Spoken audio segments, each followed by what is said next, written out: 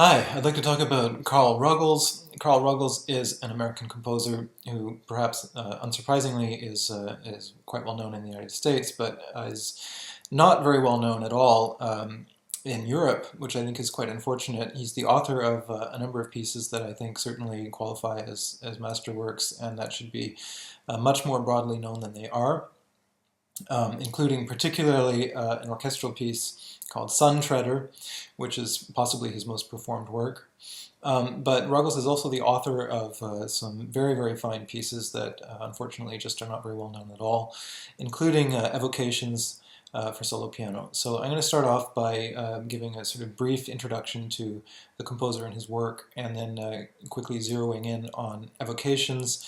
And I'm going to choose two little examples taken from the score of the fourth piece from Evocations in order to illustrate basically how his musical language functions. So let's start off by a little background on the composer.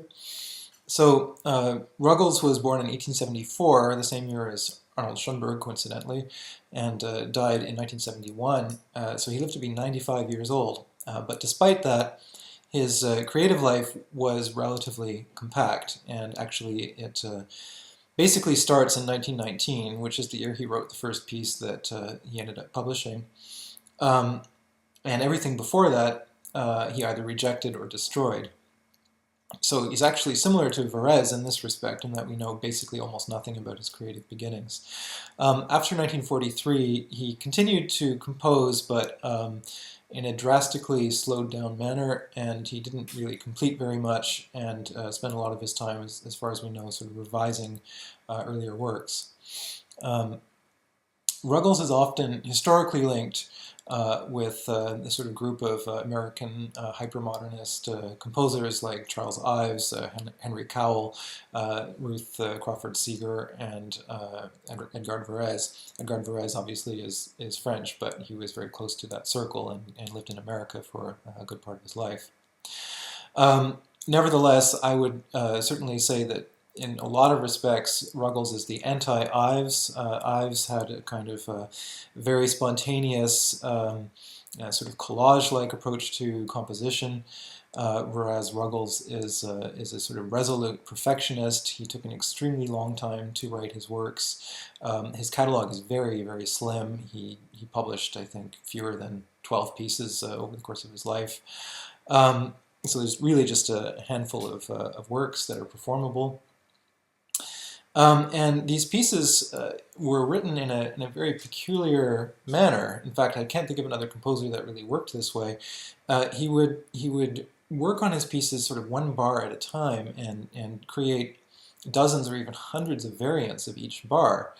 So, for example, with a piece like Evocations, we have sketches where there's just one bar per page. He would write a single bar on the back of a piece of laundry cardboard, or on his children's homework assignments, or whatever paper he could get his hands on, I guess. And he would sort of try out all sorts of different variants of a single bar, and presumably, I suppose, to try to determine what was the sort of ideal, sort of most perfect formulation of his ideas. And so he was very, very preoccupied with this idea of polishing. And Evocations is one of the most extreme examples I think I've ever seen, outside of someone like Pierre Boulez, for example, of an extremely distended sort of creative process. So he began work on the score in 1937, finished it more or less in 1943, but then continued to revise it until 1954 and possibly even beyond.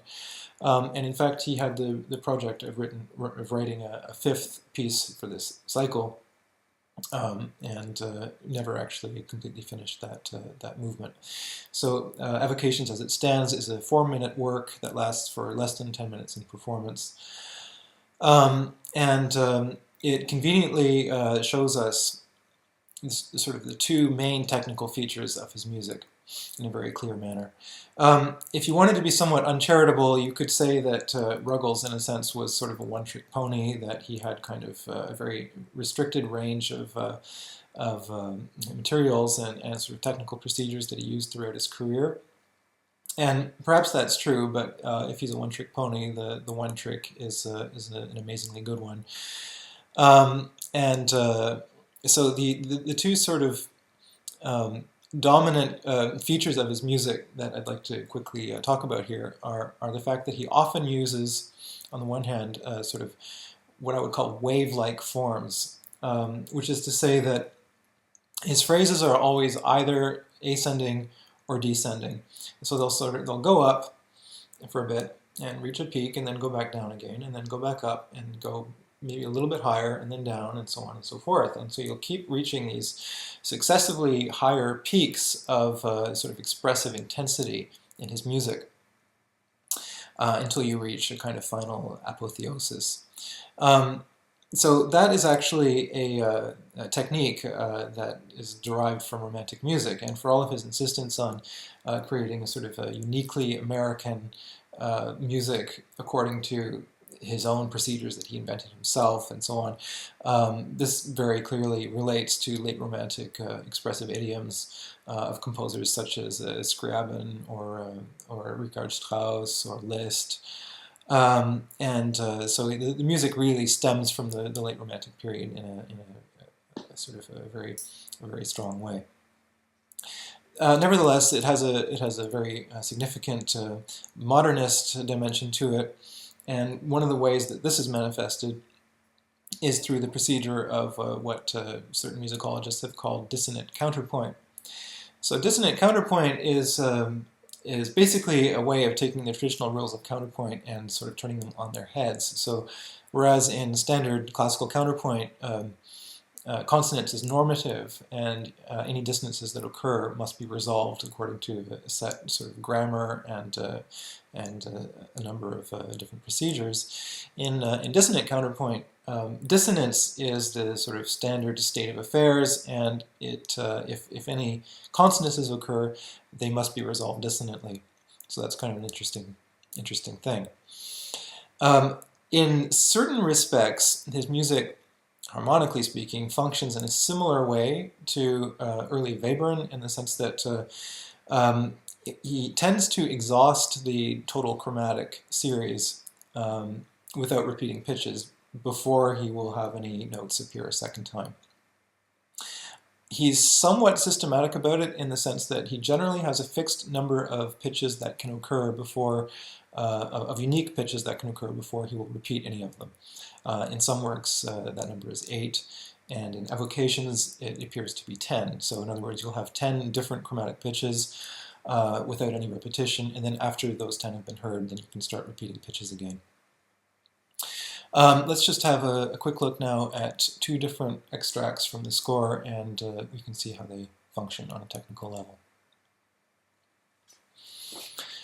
So let's start by listening to this little excerpt. This is the very beginning of the score, and just to give you an idea, the score is only 32 bars long, so that conveniently allows me to look at it within the frame of a relatively short video. So here is a piano performance by John Kirkpatrick of the beginning of Evocations.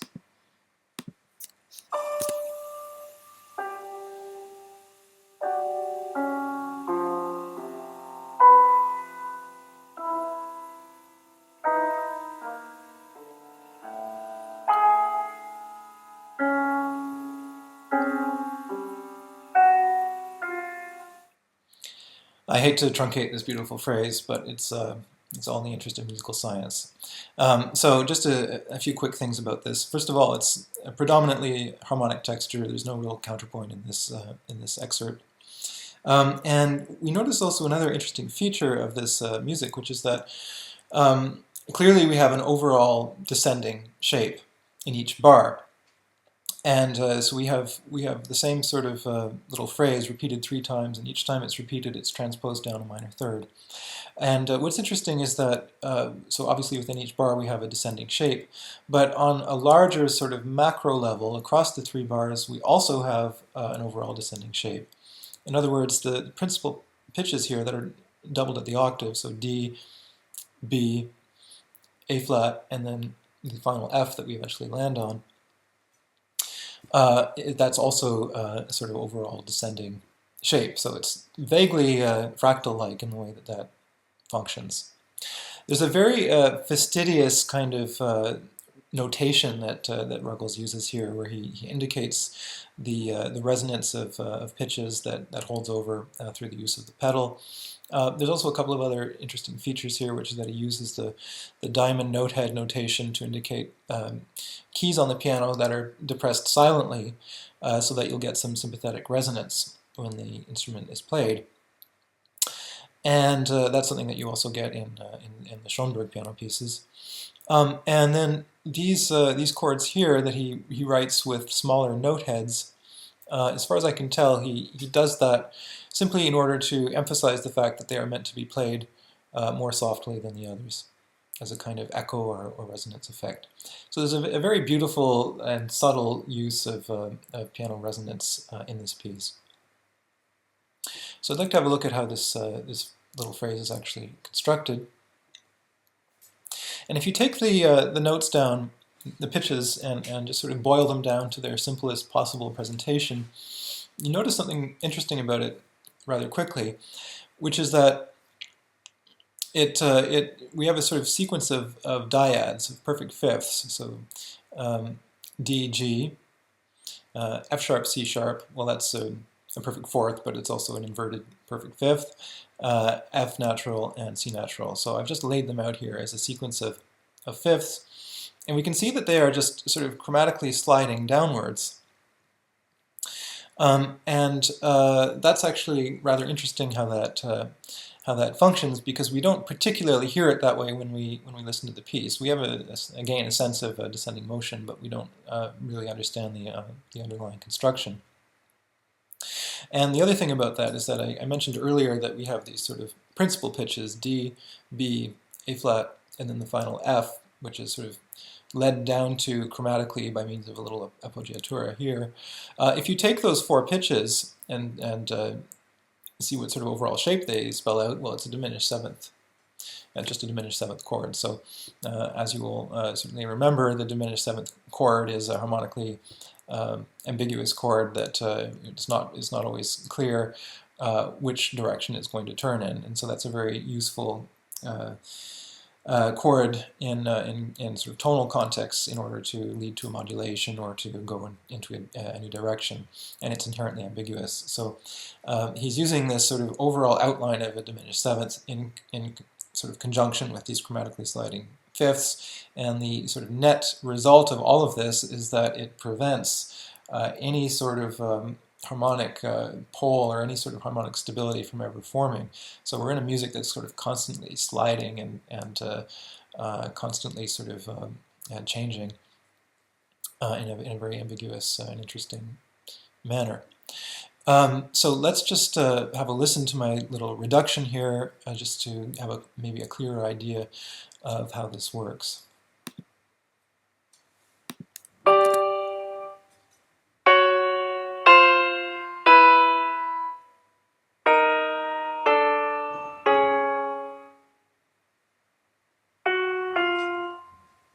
Right, so then if we go back and listen to the beginning of the piece again, you'll notice that we don't really hear it that way.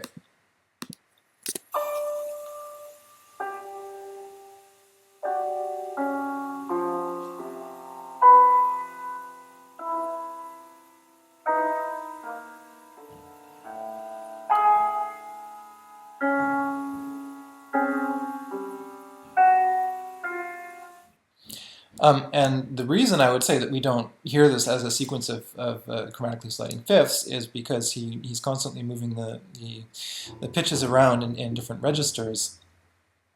And it's actually done in a very subtle manner. And I think it's important to Ruggles to sort of hide his handiwork in a certain sense, so that you're not actually aware of these procedures as they're happening. Nevertheless, they do sort of influence our perception in an oblique manner, even if it's not direct. So let's have a look at a second example of the score here. We'll just start off by playing it. This is taken from just before the midpoint of the piece.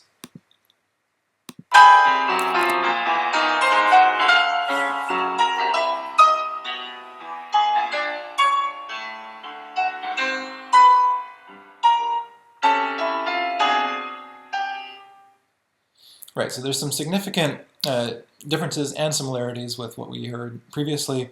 The most significant difference, I would say, is that this is basically a contrapuntal texture, unlike the first example. The similarities are that it is also a sequence, so you have the same basic little cell being repeated successively with downward transpositions each time, so that the cell is simply used as a way of getting from point A to point B, in this case a gradual sort of descent.